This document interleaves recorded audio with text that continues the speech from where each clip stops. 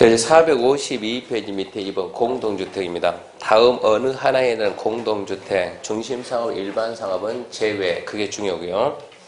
대대행제는 높이야로 하여야 한답니다. 하여야 한다. 1번 인접대지 경계선 등의 방향으로 채광을 위한 창문을 두는 경우. 그래서 1번을 줄여서 보통 우리가 채광창 그럽니다. 채광창. 채광을 위한 창문에서 그냥 채광창 그러고, 2번 하나의 대지에 두 동 이상 건축한다. 이걸 일명 인동거리, 인동거리. 옆에 있는 동과 거리 이 얘기입니다. 인동거리. 1번 채광거리에 의한 높이죠. 건축물 체크합시다. 기숙사 제외. 각 부분의 높이는 그 부분으로 채광을 위한 창문 등 있는 벽면, 직각방향, 인접대지, 경계선, 수평거리에 체크합시다. 2배. 또 체크해요. 근린상의 준주거는 4배. 이해를 할 것. 다만 채광을 위한 창문 등 있는 벽면, 직각방향, 인접대지, 경계선, 수평거리 1m 이상 체크하고 1m 이상 체크하고 건축조례가 정하는 체크합시다. 다세대. 다세대는 그러하지 아니한다. 설명할 테니까 노트 47페이지 그림이 있습니다. 47페이지 그림 넣고 설명드리는데요. 자, 이거는 이런 얘기입니다, 지금. 자, 지금 이 얘기죠, 지금. 전형적으로 일반적으로는 모든 건물이 일조합은 높이 안 받고, 중심상업 일반상업은 모든 건물이 다 안 받고, 나머지는 공동주택만 받는데, 공동주택이라서요, 대통령령이 정하는 높이 이하로 하여야 한다 그러는데, 대통령령에서는 뭐라고 했는가? 이게 대통령에서 1번, 2번 해가지고 1번이 채광창 그랬고 2번이 인동거리 그랬어요.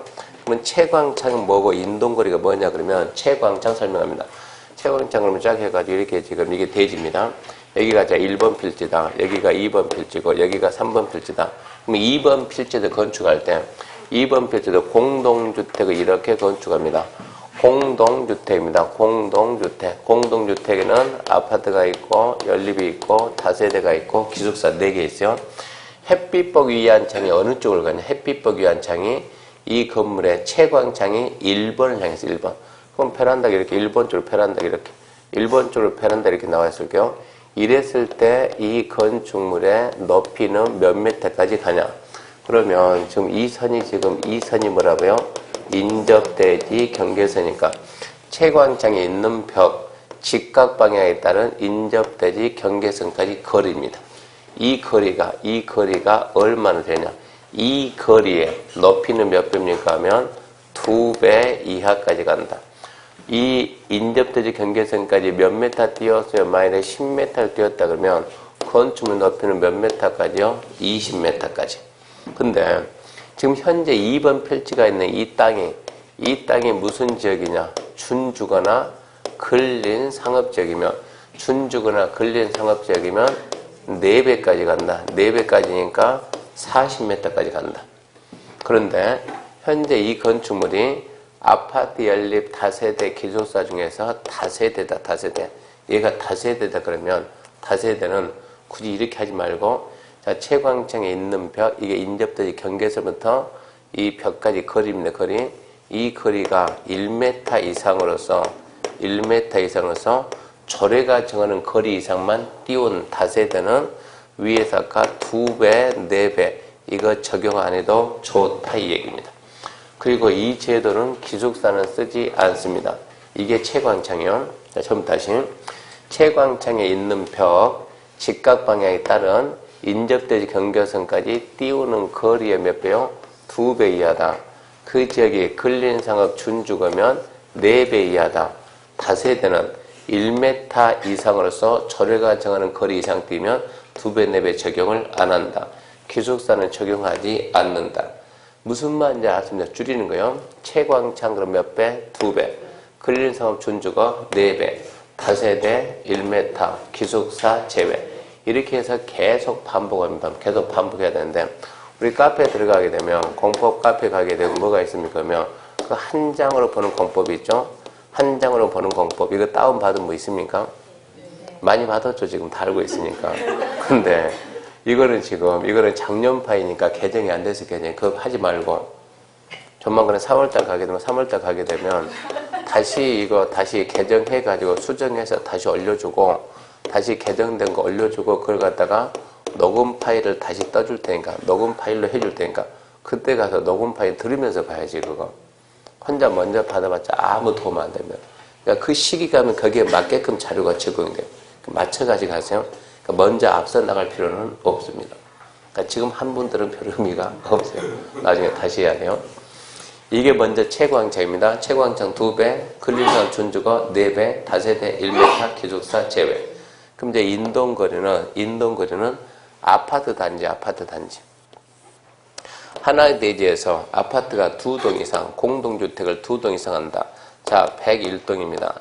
이렇게 해서 여기가 102동이 있고, 102동이 있고, 옆에 이쯤 해가지고 103동이 있고, 아파트에 104동이 있어요, 없어요?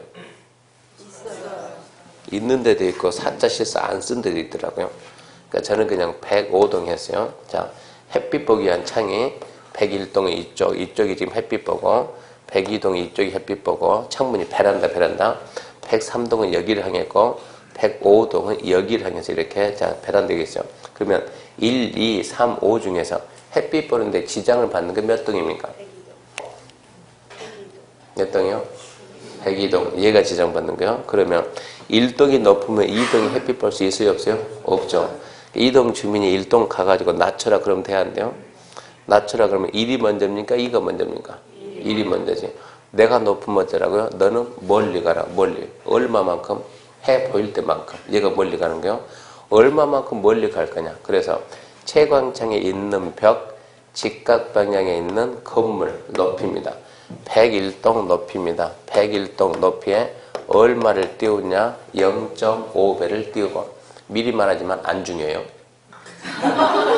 쓸 것 같으니까 안 중요해요. 자, 채광창이 없는 벽과 채광창이 없는 벽과 측벽이 마주보면 이렇게 채광창이 없는 벽과 측벽이 마주보면 이것은 8m를 띄워.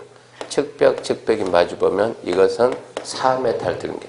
하나의 대지에 공동주택이 2동 이상 있다면 동과 동 사이 거리에서 높이 잡았습니다. 이걸 보고 우리가 인동거리요. 인동거리. 1년에 해가 가장 짧은 날이 동지입니까? 하지입니까? 동지입니까? 그러면 동지를 기준으로 해가지고 오전 9시에서 15시 사이에, 오후 3시 사이에, 이 사이에 아파트 단지 내 전 세대, 모든 세대가 계속해서 2시간 이상 햇빛 볼 수 있으면 이 제도는 안 써도 좋은 거예요. 동지를 기준으로 9시에서 오후 3시까지 모든 세대가 계속해서 2시간 이상 햇빛 볼 수 있다. 이 제도는 안 쓸 수도 있습니다. 이게 공동주택입니다. 그래서 453페이지 박스에 막 1, 2, 3, 4, 5 그런 거 있는데 그런 거는 중요한 게 아니다는 얘기입니다. 단지 하나의 대지에 공동주택이 2동 이상 있으면 동과 동 사이에서 높이가 제한되는 그런 제도가 있다. 이걸 알아요. 그런 제도가 있습니다. 맨 밑에 3번 예외 중요합니다. 함정이 3개 들어갑니다. 첫 번째 함정 2층 이하로서 8m 이하. 두 번째 함정 2층 이하로서 8m 이하. 거기에 함정이 2개 들어있어요. 2개. 뻔합니다. 3층 이하로서 12m 이하. 돼요? 안 돼요? 안 돼요. 2층 이하 또는 8m 이하. 돼요? 안 돼요? 안 돼요. 그게 함정이 2개라고. 첫 번째 2층 이하로서 8m 숫자 바뀌는 거. 두 번째 2층 이하로서를 갖다 2층 이하 또는 그러면 돼요? 안 돼요? 안 된다니까. 또는이 아니고 2층 이하로서 8m 이하인 건축물은 조례가 정하는 바에 따라 1조 등 확보 높이 제한을 체크합시다. 적용하지 아니할 수 있다. 세 번째 함정입니다. 적용하지 않는다. X 않는다가 아니고 안 할 수 있다. 답은 이미 정해져 있어요. 답은. 그 부분만 잘 찾으면 돼요. 2층 이하로서 8m 이하인 건축물은 조례가 정하는 바에 따라서 여태까지 설명했던 1조건 통째로 적용 안 할 수 있다. 전용주거, 일반주거 필요가 없어요. 공동주택 필요가 없는 거예요. 2층 이하에서 8m 이하인 건축물은 조례가 정하는 바에 따라 1조 확보 높이 제한 적용 안 할 수 있습니다. 넘어갑시다. 넘어가게 되면 455페이지 특별 건축구역입니다. 6월 달에 한번 해봅시다. 6월 달에. 중요하지 않으니까.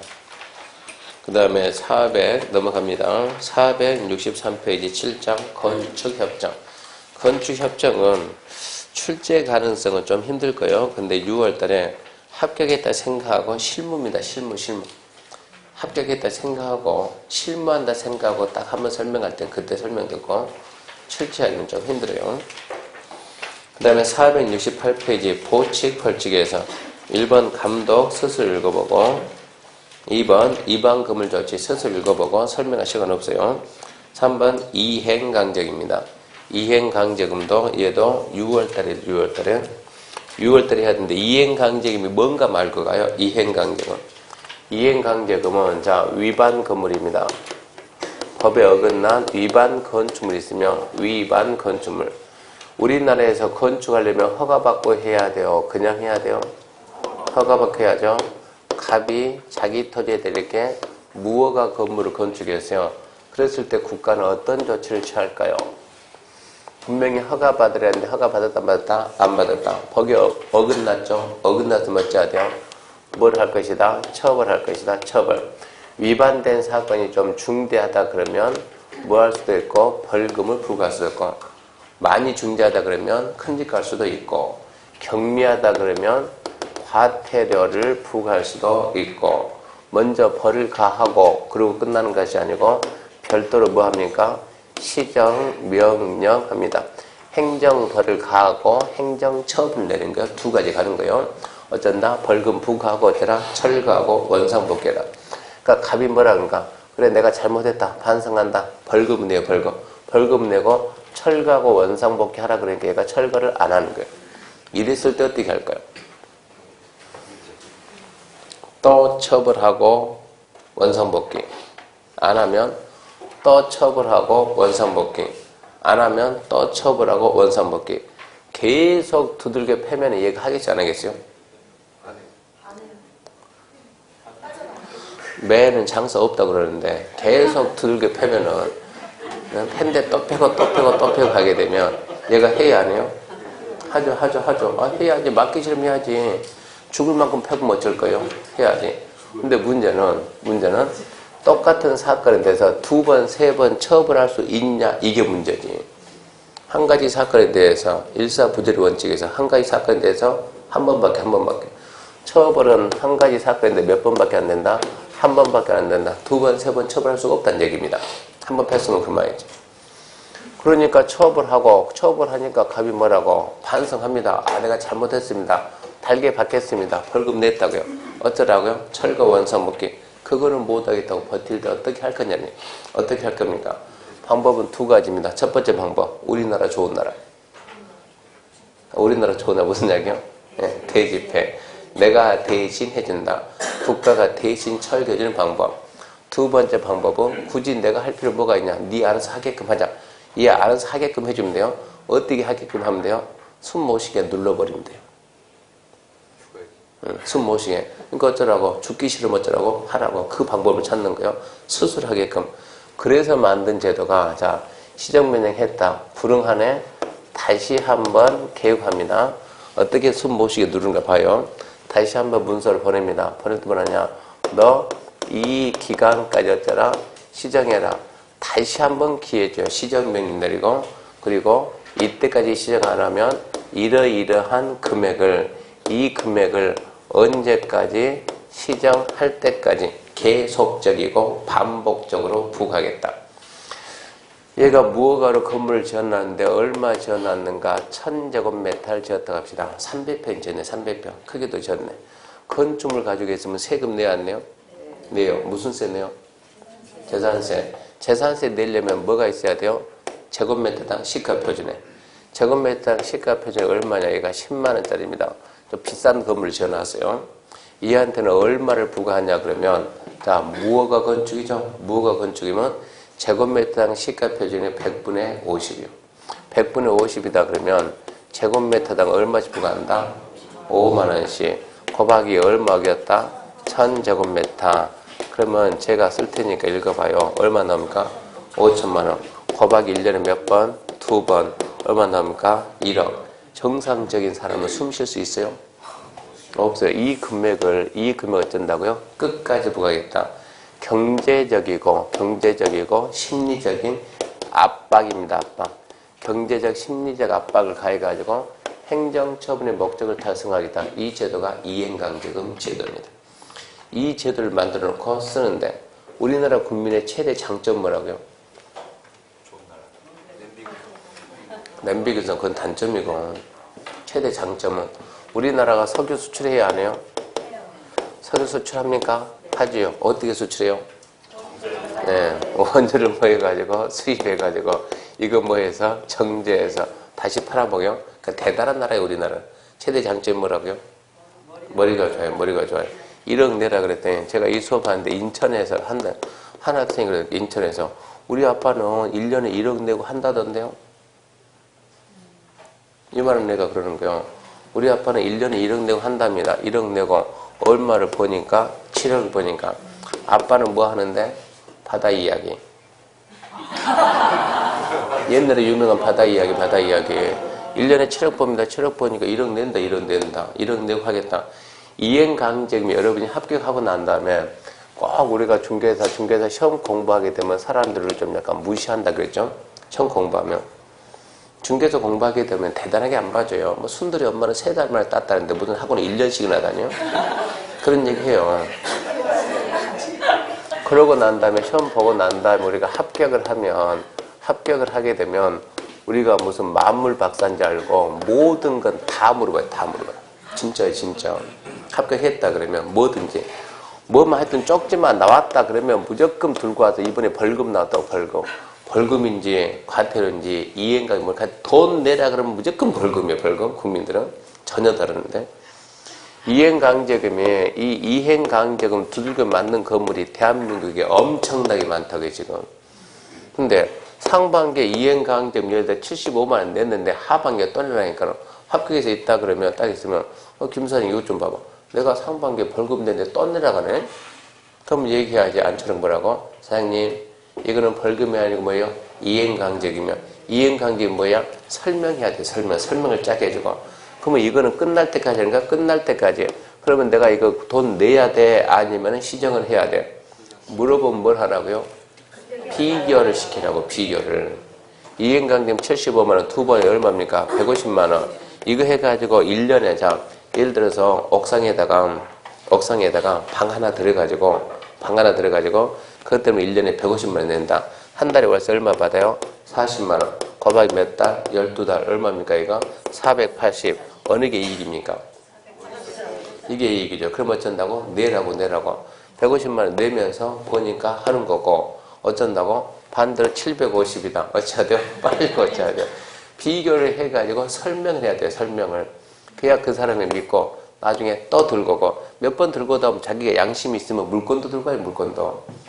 맨 이런 것만 들고 온 것이 아니고 양심이 있으면 물건도 가지고 오니까 설명을 해야 됩니다. 이게 이행강제금 제도인데 시험에는 거의 안 나와요.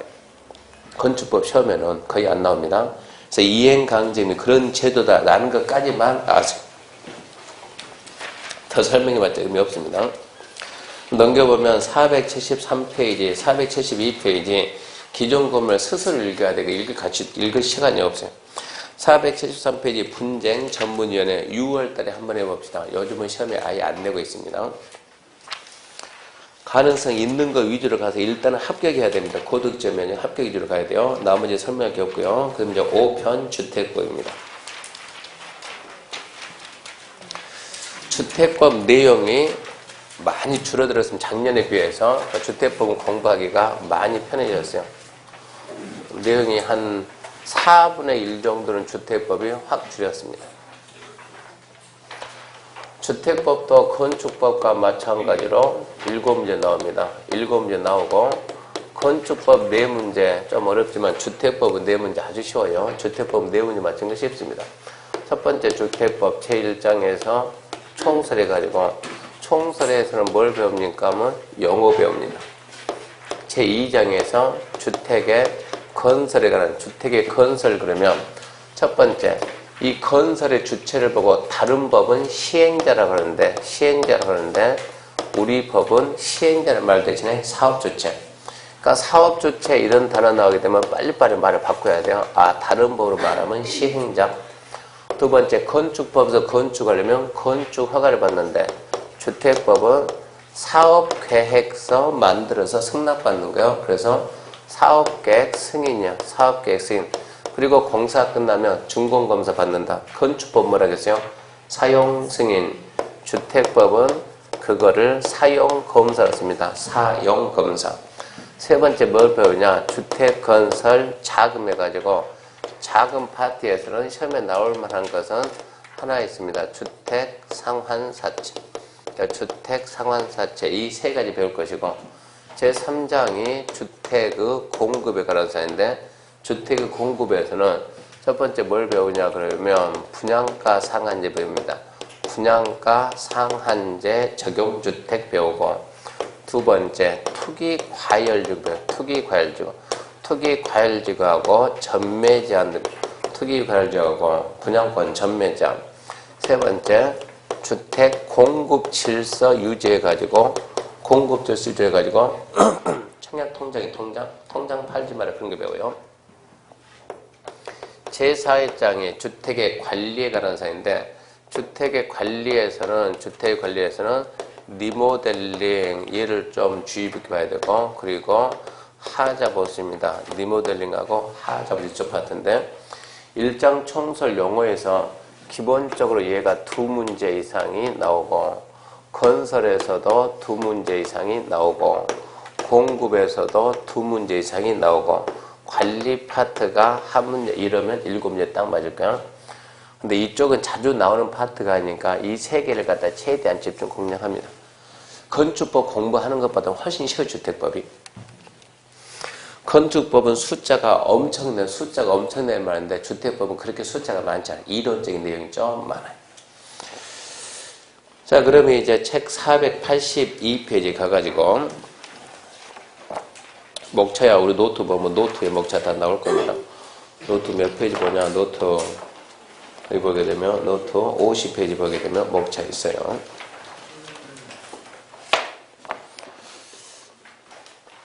자, 그럼 책 482, 노트 51페이지 펴놓고 시작합시다. 먼저 1번 법 제정 목적에 관한 사인데, 법 제정 목적. 다른 법은 목적이 시험에 안 나오니까 그냥 공공문이 정지인데, 이거는 좀 말이야. 주택법은 알고. 이 법은 쾌적한 주거생활에 필요한 주택의 건설, 공급, 관리와 이를 위한 자금의 조달 및 운용 등에 대해서 필요한 사항을 정함으로써 척가합시다. 국민의 주거 안정과 주거 조정 향상에 이바지한다. 모든 국민의 주거생활을 안정시키고 국민의 주거 수준을 향상시키는 것. 주거생활의 안정과 주거 수준의 향상. 그러면 주거생활의 안정과 주거 수준의 향상을 기하기 위해서 뭐 해야 돼요? 주택을 건설해가지고, 그 다음 뭐 하고? 공급하고, 공급해서 뭐 하고? 관리하고, 그거 하려면 뭐가 있어야 되고? 돈이 있어야 되고. 그래서 건설, 공급, 관리, 자금, 여기에 대해서 규정하는 게 주택법입니다. 결론 목적은 뭐예요? 주거생활 안정과 주거 수준의 향상이다. 이게 목적이고. 자, 1번 주택입니다. 주택이 뭡니까? 주택이 시험에 나옵니다. 주택이란 세대의 구성원이 장기간 독립된 주거생활을 영위할 수 있는 구조로 된 건축물의 전부 또는 일부 및 체크합시다. 부속 토지를 말하며, 또 체크해요. 단독, 공동 구분한다. 주택에는 뭐도 포함한다? 부속 토지도 포함한다. 주택은 단독하고 공동으로 구분합니다. 단독, 공동 구분하는데, 공동주택이란 뭐 그런 거 서서 읽어보고, 그럼 여기서 이제 주택의 분류 방법 배웠는데, 주택은 크게 단독주택하고 두 번째 공동주택 구분하는데, 단독주택, 공동주택 구분 방법은, 이 구분 방법이 어디에 있어요? 그러면 건축법에서 건축분의 종류해가지고 29호인데 1호 단독주택. 단독주택에는 뭐가 있습니까? 단독주택에는 다시 단독주택, 두 번째 다중주택, 세 번째 다가구주택, 네 번째 공간. 공동주택에는 첫 번째가 아파트, 두 번째 연립, 세 번째 다세대, 네 번째 기숙사.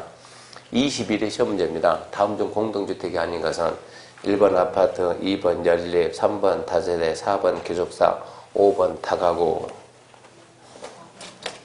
몇 번 써야 돼요? 5번 다가구. 합격한 사람들은 5번 다가구.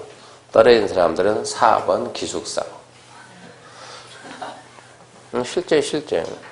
왜 너는 기숙사를 썼냐? 왜 기숙사를 썼는가? 항상 떨어질 때는 변명거리 꼭 있는 게요.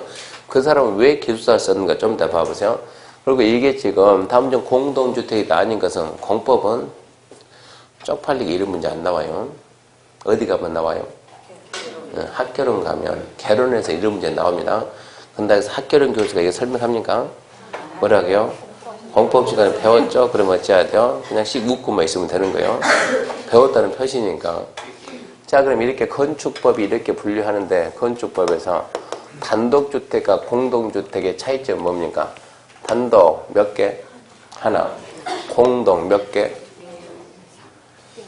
둘 이상. 여러 개. 뭐가?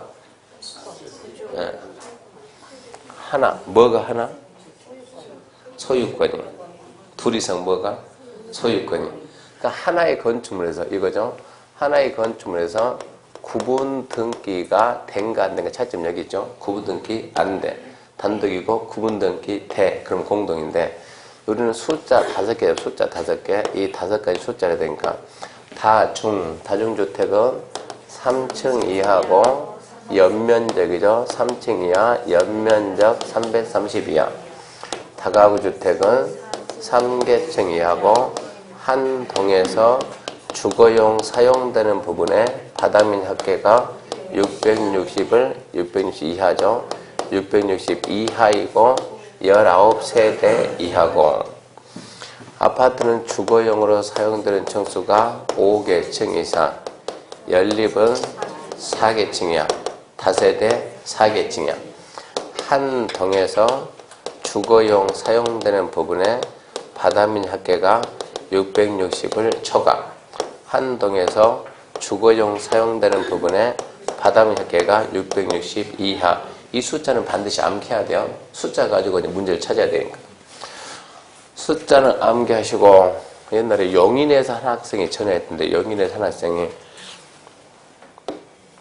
다세대가 이렇게 지금 하나 둘 셋 넷 하나 둘 셋 넷 두 가구씩 해가지고 4층짜리고 4층짜리 면적이 600 얘도 4층짜리 면적이 600 이러고 이게 지금 건축업자가 하나의 대지에다가 다세대를 이렇게 두 동을 지어놓고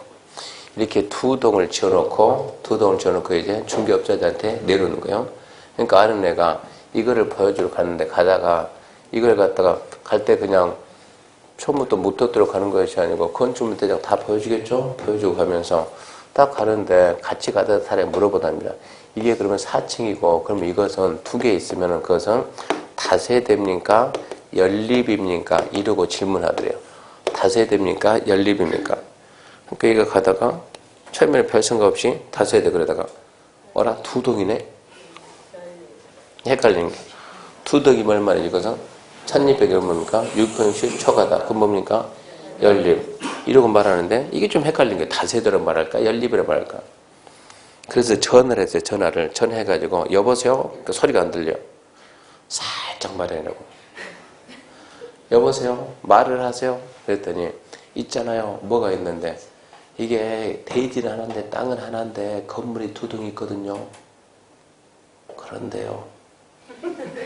한 동이 600이거든요. 600 4층짜리 건물이거든요. 그런데요.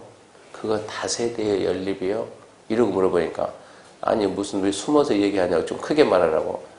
옆에 손님 있어서 안 돼. 빨리 말하라고. 임장 가면서 다세대라고 말할래요? 연립이라고 말할래요?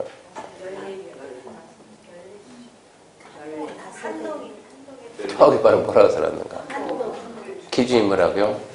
예, 한동 기준이 한동에서 주거용 사용되는 부분에 바닥면 합계가 둘반입니까? 660 이하죠. 얘도 뭐고 다세대고 얘도 뭐라고요? 다세대다. 이런 해석해야 돼요. 아무것도 아닌 것 같지만 순간 질문하면 당황스럽다고 이거 뭐라고 말할 건지. 쟤는 3층이고 나머지는 3계층이고 5계층이고 미리 말하지만 시험에 안 나옵니다. 층하고 계층 차이는 시험에 절대 안 나와요. 이게 몇 층짜리입니까? 1, 2, 3, 4. 4층 면적 100, 100, 100, 100. 몇 층짜리 건물입니까? 4층. 연면적 얼마입니까? 연면적 400입니다. 4층 연면적 400입니다. 4층 뭐로 씁니까? 주거용 씁니다. 3층 뭐로 써요? 업무용 써요. 2층 뭐로 써요? 주거용 써요. 1층은 뭐로 써요? 근생을 써요. 근생으로. 자, 주거용으로 사용되는 건 몇 개층이요? 그러면 2개층이요. 2개층. 주거용 사용되는 부분에 바닥면 합계 얼마입니까? 200입니다. 그러니까 층하고 계층이 약간 다른 거예요. 연면적하고 사용되는 부분의 바닥 면적이 약간 다른 거예요. 이런 거 구분하는 거 절대 시험에 안 나와요. 왜 쟤는 층이고 얘는 계층일까? 분명히 말하면 누군가 또 들고 와요. 궁금하다고. 그래서 미리 얘기해 줬으니까. 일단 5개 숫자는 반드시 기억을 하시고, 이 분류를 어디서 했다고요? 건축법에서. 건축법에서. 자, 그러면 이제 우리 주택법은 주택을 아까 어떻게 구분한다고요? 부속토지 포함하고 무슨 주택? 단독주택과 공동주택을 구분한다. 공동주택에는 뭐가 있습니까? 봤더니 아파트, 연립, 다세대가 있다. 아파트는 뭐고 연립 뭐고 다세대 뭡니까? 물어봤더니 그것은 건축법에 있는 규정을 그대로 준용하겠다. 건축법 규정을 따르겠다 이런 얘기입니다. 그러니까 주택법에서는 뭐가 빠졌어요? 주택법은 기숙사가 주택의 범위에 빠졌다. 주택이 아니다. 기숙사는 건축법에서는 분명히 뭐로 보는데? 공동주택으로 보는데. 근데 기숙사가 뭐예요? 저는 기숙사 생활을 안 해봐가지고 말은 들었는데 기숙사가 뭐예요? 화장실이 있고 치사는 안 되고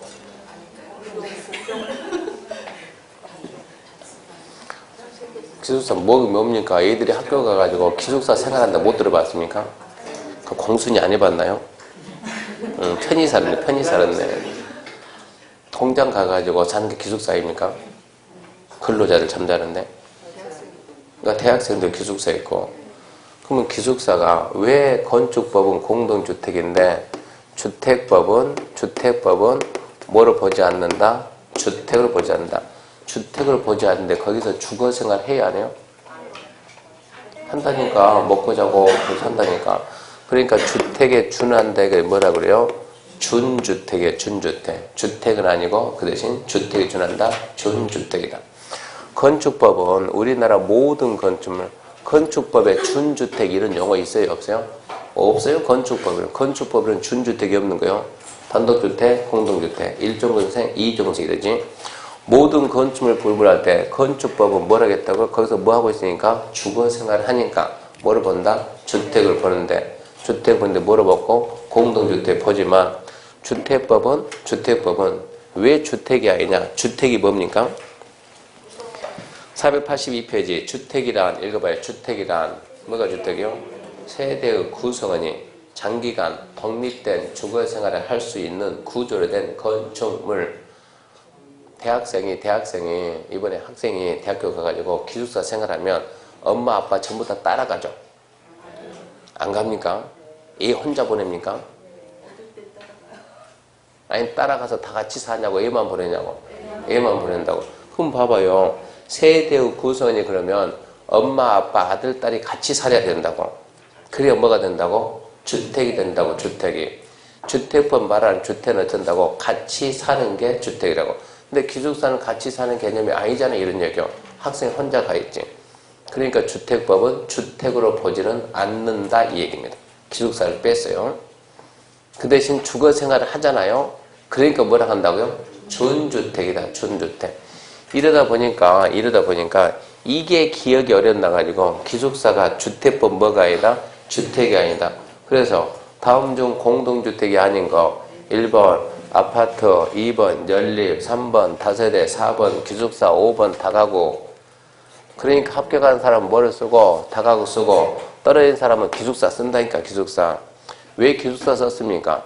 주택이 아니라면서요. 언제? 주택법에서. 야, 그러면 너는 주택법만 기억나고 건축법 기억도 안 나냐고 그러면. 근다고 다가구가 공동주택이 될 수는 없잖아요. 학개론에서 이런 문제 나오더란 얘기, 학개론에서. 문제가 주택법령상 공동주택이 아닌 것은, 그럼 기숙사 아니지 당연히. 근데 그 문제는 주택법령상 그러고 안 나왔다고. 다음 중 이런 식으로 나가지. 특별한 말이 없으면 일반법인 건축법을 따라야 돼요. 저 숫자 반드시 기억하시고. 2번 세대 구분형 공동주택입니다. 세대 구분형. 옛날에는 보통 가족, 그럼 한 가족이 산다 그러면 보통 몇 인 기준이요? 4인 기준이요. 4인 기준. 기본적으로 엄마, 아들, 딸이 있어야 되는데 요즘은 한 가족이 몇 인 기준이에요? 대부분 3인입니까? 핵가족화 돼가지고 3인도 되고 2인도 되고. 저도 집에 가면 저 있고 저희 집사람 있고 그리고 위에가 딸이 있고 아들이 있고 딸이 있고 그랬는데 지금 딸은 다 커가지고 혼자 산다고 나가버렸고, 아들내미 내일 모레 군대 간다고 나가버리고, 저는 강의한다고 밖으로 돌아다니고 집에 누가 있어요? 혼자 있어 혼자. 지금 이런 식으로 밖에 나간다고 지금.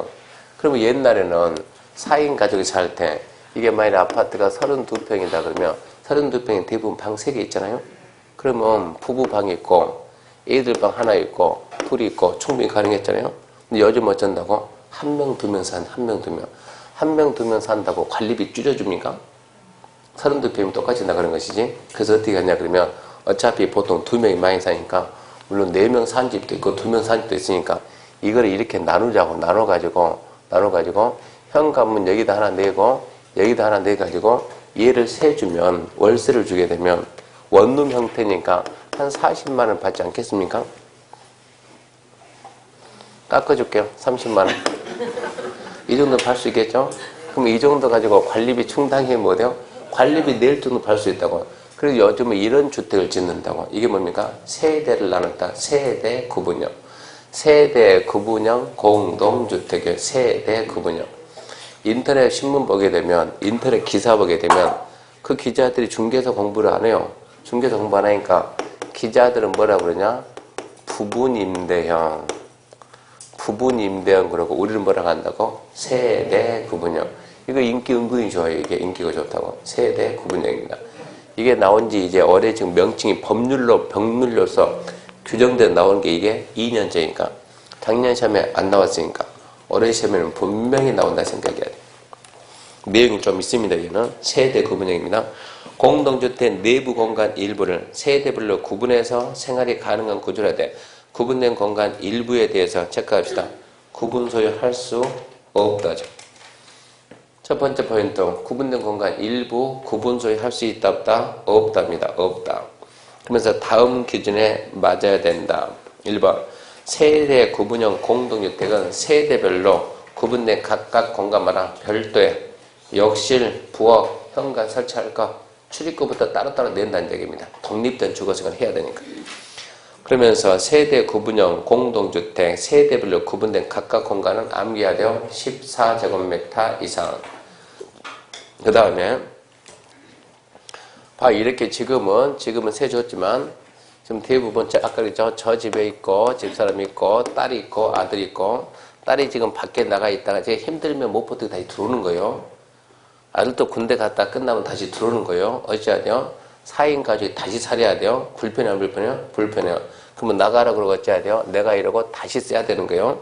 여차하면 어쩐다고? 합칠 수 있어야 된다고, 여차하면. 그래서 3번. 하나의 세대가 통합 사용할 수 있도록 세대 간에는 연결문을 만들어 놓든가 아니면 경량 구조 경계벽 쉽게 철거할 수 있게끔 해야 된다, 이런 얘기입니다. 4번. 세대 구분형 공동주택은 단지 전체 호수의 3분의 1 넘지 말 것. 숫자를 무조건 잡아야 돼요. 이게 너무 많아지면 나중에 주차 때문에 엄청난 문제 생깁니다. 5번. 세대 구분형 공동주택 세대별로 구분된 각각의 공간 전용면 합계가 단지 전체 전용면 합계 3분의 1 넘지 말까. 좌우지간 숫자만 나오면 3분의 1 넘지 말까. 가구 수도 전체 가구의 3분의 1 넘지 말고, 전용 면적도 전체 전용 면적의 3분의 1 넘지 말고, 그 다음에 세대 구분형 공동주택 건설 관련해서 줄 거예요. 주택 건설 기준 적용. 주택 건설 기준 적용할 때 세대 구분형 공동주택 세대수는 구분된 공간 세대 관계없이 하나의 세대로 산정한다. 이거는 무슨 얘기냐 그러면 우리나라 아파트는 100세대 이상이 되면 노인정을 해야 돼요. 노인정 의무적으로. 이게 아파트는 300세대 이상이면 의무적으로 휴게소를 만들어야 돼요.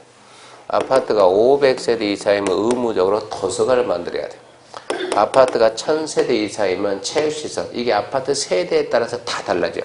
이런 게 좀 주택건설 기준에서, 주택건설 기준에서. 자, 그럼 이렇게 지금 세대 구분형 만들어 놨다 그러면 이걸 갖다가 몇 세대 이상이면 노인정 한다? 100세대. 이거 99세대인데 얘가 이렇게 세대 구분해 놨어요. 이거 99요, 100이요. 이거 따진다고. 이럴 때는 뭐를 본다? 한 세대를 본다. 주택 건설 기준 적용할 때는 몇 개로 나누든 간에 한 세대로 본답니다. 그게 세대 구분형이니까 그냥 반복 들어가는 거예요. 답 될 수 있는 것만 반복이에요. 첫 번째. 구분수위 할 수 있다, 없다? 없다. 두 번째, 각각 전용 면적 얼마 이상? 14 이상. 세 번째, 전체 호수의 3분의 1 넘지 말고, 전체 면적의 3분의 1 넘지 말고, 주택 건설 기준 적용할 때는 한 세대를 본다. 그 부분을 몇 번만 반복하면 된다고. 구분소위 안 돼. 14 이상, 3분의 2 이내, 그리고 한 세대 본다. 그러면 답 나오면 충분히 문제 나오면 답은 찾는다는 얘기입니다.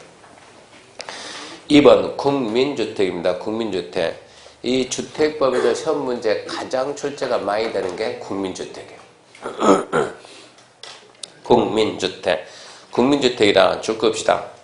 주택도시기금입니다. 주택도시기금. 원래는 국민주택기금 그랬는데 지금 이제 국민주택기금 명칭이 바뀌었어요. 옛날에는 국민주택기금, 지금 뭐라고요? 주택도시기금. 주택도시기금부터 자금 지원받아 건설, 개량 건축에서 주거용도를 쓰는 면적이, 주거 전용 면적이 1호, 단독으로 우리가 호 그럽니다. 호, 공동은 세대 그러고 1호 또는 1세대당 체크합시다. 85 이하. 가로 안의 지분 중입니다. 수도권 정비계획보다는 수도권을 제외한 도시지역이 아닌 읍면은, 수도권을 제외한 도시가 아닌 읍면은 100제곱미터 이하입니다. 100제곱미터 이하. 국민주택의 개념은 기금 플러스 면적입니다. 면적, 기금 지원받아가지고 85 이하로 짓는데 수도권을 제외한 도시가 아닌 읍면은 100 이하다. 자, 국민주택은 단독입니까? 공동입니까? 아까 그래서 1호 또는 1세대 나왔죠? 단독으로 할 수도 있고 공동할 수도 있고. 대부분 우리가 국민주택 그러면 아파트 생각 많이 하는데 아파트만 생각하면 안 돼요. 짓는 사람 하면 단독 지을 수도 있고 공동 지을 수도 있다. 단지 구분하는 것은 그 돈이 들어갔냐 안 들어갔냐. 기금이 투입돼가지고 면적은 85 이하인데 최대 100까지는 된다. 그렇게 알아놓고 박스는 지금 안 봐도 괜찮아요. 박스가 아직 시험에 나온 적은 없습니다. 3번 국민주택 등 일거는 보되 시험에 나오진 않아요. 국민주택가, 국가지자체 공사가 건설한 주택가, 공공건설 임대 중에서 85 이하인 공공건설 임대 절대 중요하지 않아요. 국민주택 등 그러면 국민주택 등 국민주택 말고도 몇 가지 더 있다 이 얘기고. 왜 읽어보는가? 4번 민영주택 때문에. 민영주택이란 국민주택을 제외가 아니고 국민주택 등을 제외. 국민주택 등을 제외한 주택을 민영이라고 합니다. 자, 5번 도생입니다. 도생, 도시형 생활주택, 학원에서는 도시형 생활주택, 밖에 나가서는 도생. 자, 도생입니다. 도생이란 첫 번째 체크합시다. 300세대 미만. 두 번째 국민주택 규모. 세 번째 도시지역에 건설한다. 300 미만 국민주택 규모 도시지역에 건설한다. 그러면 국민주택 규모니까 얼마 된다고요? 85 이하. 최대 얼마라고요? 자, 그러면은 도시형 생활주택은 최대 얼마입니까? 왜요? 도시지역이니까. 그래서 지금 도생은 300 미만이고 국민주택 규모 써요. 85 이하. 100이 될 수가 없어요. 도시형, 시골형이 아니고 도시형. 도시 지역에서만 건설하니까 100이 될 수가 없어요. 1번 단지형 연립, 2번 단지형 다세대, 3번 원룸형 세 가지가 있습니다. 원룸형부터 갑니다. 원룸이 뭔지는 알죠? 원룸, 룸 하나죠. 원룸. 아파트 연립 다세대입니다. 아파트 연립 다세대다. 그걸 보는 순간 도생은 전부 다 무슨 주택이요? 공동주택. 단독이 아니고 도생은 전부 다 공동입니다. 도생은 전부 다 공동주택입니다. 지을 때는 아파트 형태로 지을 수도 있고, 아파트 형태로 짓는다 무슨 얘기요?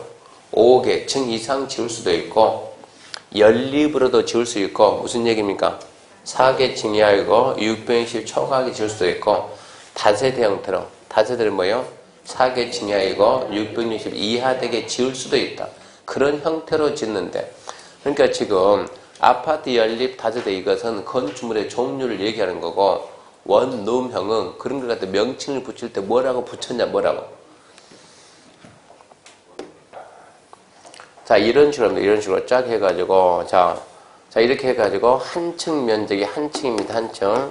한 층의 바닥 면적은 200입니다. 1층, 2층, 3층, 4층, 5층, 어디 높게 갔네, 6층, 7층. 자, 이 건축 몇 층짜리입니까? 7층짜리입니다. 전부 다 주거용입니다. 뭡니까? 7층이고 전부 다 주거용이면 뭐라 그래야 돼요? 5개 층 이상이 뭐라고요? 아파트. 이 건축 뭡니까? 아파트. 이것은 아파트. 아파트인데 이렇게 쪼개겠습니다. 둘, 셋, 넷, 다섯 해가지고 한 개 전용 면적을 40을 해서 원룸했습니다. 이걸 뭐라고요? 원룸형이요. 원룸형. 공동주택을 보면 아파트지만 명칭 뭐란다고? 원룸형이다. 원룸형. 한 3개 층을 떼버립시다. 이렇게. 3개 층을 떼어놨네. 3개 층을. 그럼 몇 층 남았네? 4층 남았네. 4층. 한 층의 바닥면이 얼마나요? 200이네. 그러면 얘는 뭡니까? 연립입니다. 연립주택. 근데 원룸형이에요. 원룸형. 땡 김에 2층을 다 떼웁시다. 이렇게. 이제 2층 남았네. 2층. 자, 2개 층 남았다. 면적 얼마다? 200이니까 400이다. 얘는 뭡니까? 다세대입니다. 다세대. 이거 원룸형입니다. 그러니까 원룸형이 이렇게 아파트 형태로 할 수도 있고, 연립 형태로 할 수 있고, 다세대 형태로도 할 수 있다. 이런 얘기입니다. 그럼 1번. 단지형 연립이란, 연립에서 원룸형은 빼라. 연립은 연립인데, 4개 층 이하이고 600주 초과인데, 전부 다 방 하나씩 만들어 놓은 건 빼라고. 왜? 원룸형은 따로 있으니까. 단지형 다세대는 다세대인데 뭐는 빼고 원룸형은 뺀다 이런 얘기. 공통점은 둘 다 다만입니다. 다만 포인트는 다만이죠. 다만 건축인의 심의 거치면 몇 층까지 할 수 있다? 5층까지 할 수 있다. 5층까지. 그것만 좀 주의하고, 원룸형 타겟은 원룸입니다. 원룸. 자, 세대별로 독립된 주거가 가능하도록 욕실, 부엌을 설치할거. 그 원룸형 들어가서 보면은 원룸형 좀 크게 지었는데, 다세대를 말고 완전, 우리가 보통 원주에도 원룸형 들어왔나, 아파트? 없어요. 원룸에, 원주에 사스 들어옵니까? 사스? 그 미사일이 사스인가요? 사드? 사스는 뭐죠, 그러면?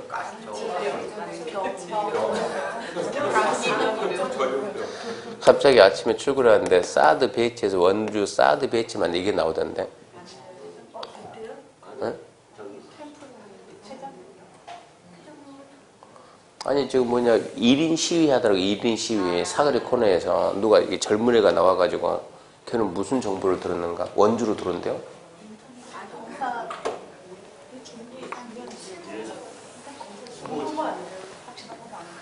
이렇게 큰 건물 지어가지고 뭐라고 하냐 그러면, 자, 여기에다가 도생 299세대 오피스텔, 여기다 몇 개 짓냐? 700개 짓는데, 700세대를 짓는데, 오피스텔 401개. 이런 거 혹시 안 봤나요?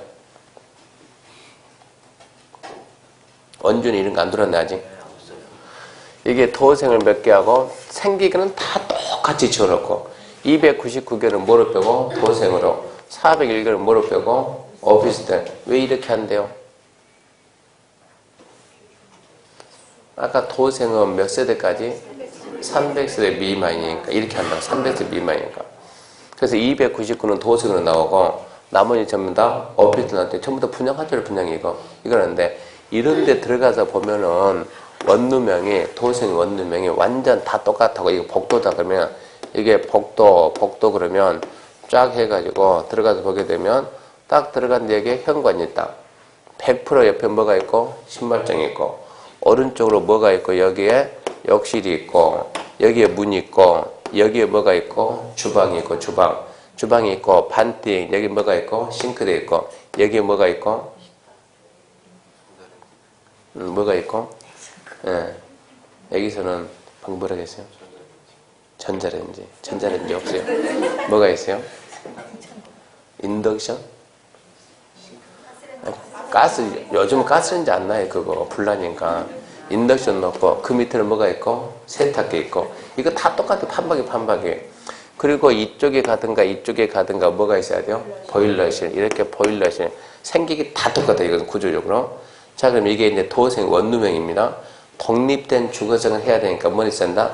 욕실하고 부엌은 있어야 된다. 두 번째, 욕실하고 보일러실 제외한 부분은 전부 다 하나의 공간이요. 하나의 공간. 그래서 원룸. 하나의 공간을 할 때 전용 면적이 얼마 이상이면 30 이상이면 두 개의 공간으로 할 수 있습니다. 이 면적은 얼마입니까? 14 이상에서 50 이하다. 암기해야 돼요. 14 이상에서 50 이하고 지하층에는 설치하지 말라고요. 이 법의 목적이 뭐라고요? 이 법의 목적은 주거 안정과 주거 수준의 향상이에요. 지하에 들어가서 수준이 향상이 돼야 한대요? 안 된다니까. 지하층을 설치하지 마라 그래요. 이게 제일 처음에는 도생이 단지형 연립, 단지형 다세대, 원룸형, 그리고 이게 기숙사형 이렇게 원룸형 그리고 기숙생 네 가지가 있었어요. 이 도생 들어온지 도생 언제 들어왔어요? 대통령 누구 할 때? 박근혜 대통령? 아니. 그제는 누구요? 이 대통령 할 때 들어왔는데 그때 무슨 문제 있었습니까? 서울에서 전세난이 발생하니까 전세난. 그러다 보니까는 급하게 아파트를 지어서 공급했는데 아파트 급하면 두 달에 뚜당뚜당 돼야 안 돼요? 안 돼요. 연립 돼야 안 돼요? 다세대 돼야 안 돼요? 두 달이면 다세대는 충분히 지어요. 두 달이면 작정하고 지으면. 그러니까 이거를 갖다가 이 전세난을 해소하기 위해서 정상적인 가족들은 뭐를 가지고 연립이나 다세대로 신혼부부는 뭐로 간다? 원룸형으로. 신혼부부는 방 하나 더 살 수 있잖아요. 그리고 기숙사가 뭡니까? 기숙사가 얘가 학생용 해가지고 처음에는 네 가지가. 처음에 네 가지 그러는데 기숙사형이 저기 용인 가면 강남대 있어요. 강남대 앞에 딱 하나 하고 기숙사형을 없애졌어요. 삭제. 그렇게 해가지고 원룸형을 공급할 때 누구용으로? 신혼부부용으로. 어디에서? 서울에서. 이거는 주 목적이 서울이었어요. 서울에서 원룸형을 신혼부부하고 그렇다고 신혼부부가 빨리 돈 벌어서 어쩌라고? 갈아타라고. 어디로 가든가 아파트 가든가 다세대 가든가 연립을 가든가. 근데 서울에서 신혼부부가 둘이 모여가지고 부모한테 뭐 받은 거 없이 1년 동안 벌어가지고 돈 모아둔 돈하고 전세가 올라가는 거하고 어느 게 빨라요? 전세가 올라가는 게 빨라요. 그러니까 신혼부부가 갈아타야 되는데 갈아탈 수 있어요? 없어요? 없어요. 그런다고 신혼부부니까 애 나요? 안 나요? 애는 나는데 애가 하나 둘 생기는 거요. 갈아탈 수 있어요? 없어요? 없어요. 이게 문제가 돼요. 한 2년 3년 되니까 애는 있는데 어쩌고? 방은 하나고. 그래서 머리 쓴 게 이겁니다. 원래 원룸이었는데 문제 생기니까 이 못 갈아가는 거요. 30제곱미터에 재면 30제곱미터 몇 평이요? 대충 몇 평이요? 9평. 방이 9평이면 커요? 작아요? 작죠. 이 집은 한 500평 집에서 사는 모양이요. 방이 9평이면 커요? 작아요? 엄청나게 엄청나게 대한민국에 9평짜리 방이 어딨냐고. 방은 대부분 3평, 4평이면 되는 것이 9평이면 어마어마하게 큰 거 있어. 9평. 방 하나가 9평이고 방 하나가 9평. 집에 가면 방 몇 개 있어요? 이러니까 9평이면 규모가 크다. 그러면 어쩐다고요? 2개 공간을 나누자. 편측으로 이런 걸 만들어야 된다고. 이 문제 때문에 올라갈 수가 없다 보니까 편측을 이렇게 만들어냈어요. 그래서 주택에서 원룸형이니까 원룸 그러면 이제 탑 되는 것만 첫 번째 탑 안 되는 거 의미가 없는 거 몇 번 읽어보고 첫 번째 30 이상이면 2개 공간 할 수 있다. 전용 면적은 14에서 50이다. 지하층에는 설치하지 마라. 그거 말고 답들만이 없는 거요. 그 밑에 2가지 더 있습니다. 이제 그러면 이제 도생과 2번 보면 건축자인데 하나의 건축물에는 그 부분 잡아야 되는데 하나의 건축물에는 5가지입니다. 첫 번째 도생하고 하나의 건축물을 도생하고 반대로 우리가 비도생을 합시다. 비도생. 도생하고 비도생은 같이 들어갈 수가 없다. 하나의 건축물에. 두 번째, 도생 안에 뭐가 있다고요? 단지형 연립, 단지형 다세대, 원룸형. 근데 도생에는 단지형 연립하고 원룸형이 함께 들어가면 이거 주차 복잡해집니다. 주차 문제가. 세 번째, 하나의 건축물에는 단지형 다세대하고 원룸하고 함께 들어갈 수가 없다. 그러면서 단 해가지고 이 경우는 된다. 이 경우는 원룸형하고 비도생 1세대 비도생 1세대는 된다. 준주거하고 상업에서 준주거하고 상업은 원룸형하고 비도생이 된다.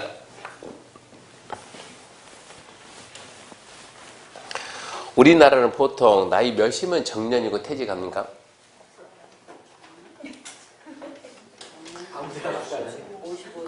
그러면 보통 몇이요? 60입니까? 60? 네. 60이면 우리가 퇴직하는데 60 퇴직해가지고 몇 살까지 사는 거예요? 네. 제 친구가 저보고 한 말이 있어요. 너 재수 없으면 100살 산다. 왜 100살 사는 게 재수가 없는 거예요? 재수 없으면 100살 산다. 너는 무슨 말을 그러고 하냐. 왜 재수가 없는 거냐. 좋은 거지. 장수하는 건데. 그러니까 이 친구 하는 얘기가 야, 네 몸이 아무리 건강하더라도 70 넘으면 일할 수 있어요? 없어요? 있어요.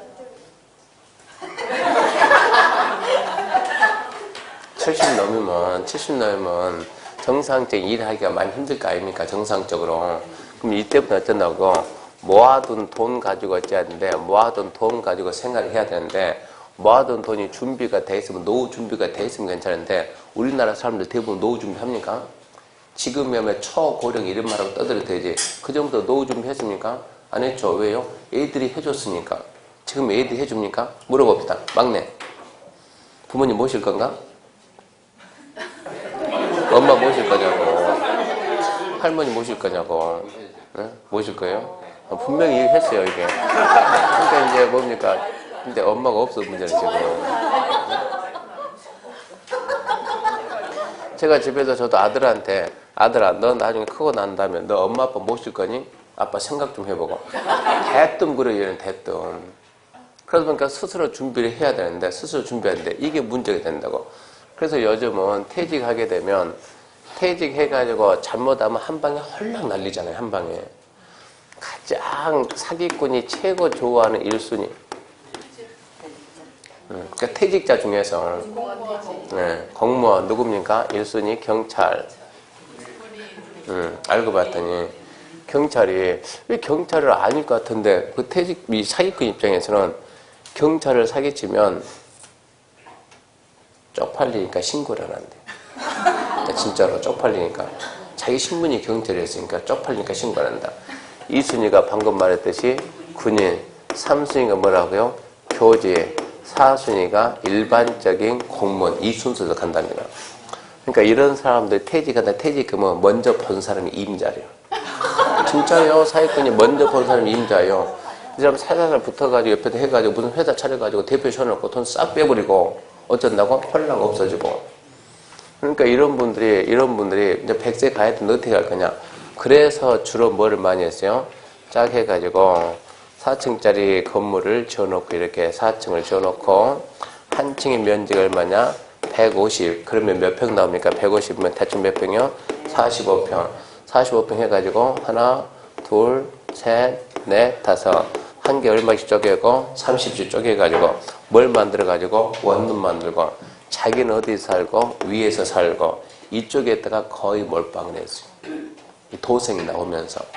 해가지고 40인데 이게 지금 방 하나에서 서울은 제 딸도 지금 거기가 있는데 얼마 줍니까 하면 방 하나에 50만 원 줘요.